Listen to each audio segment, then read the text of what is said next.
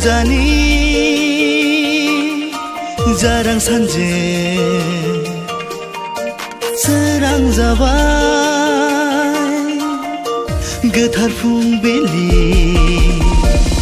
सोमखोर मिथिंगा समायफ्लेबाय दिनैनि गोदान बोसोर सानाव फै बयबो हानजा हानजा रंजानि खौसे जाना गोदान बोसोरखौ बरायनानै गाहाम हामलायनाय आङो बयनिसिमबो बावहरबाय। Happy happy happy happy new year, happy new year, happy happy happy happy new year, happy new year.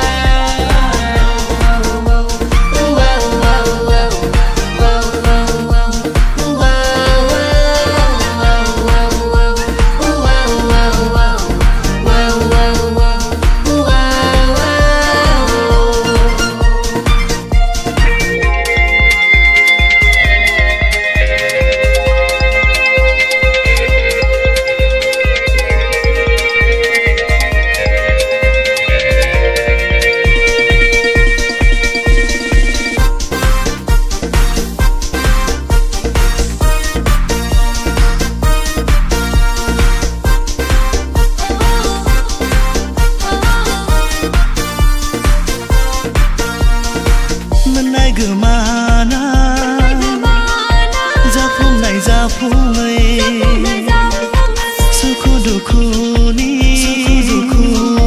जेंना जेंसिखौ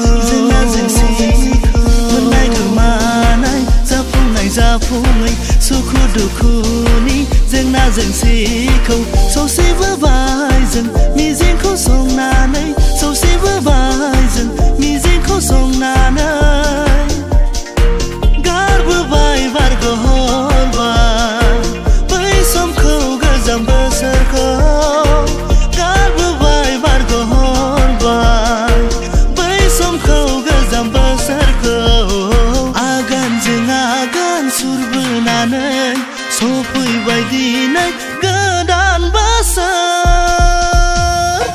Happy happy happy happy new year, happy new year.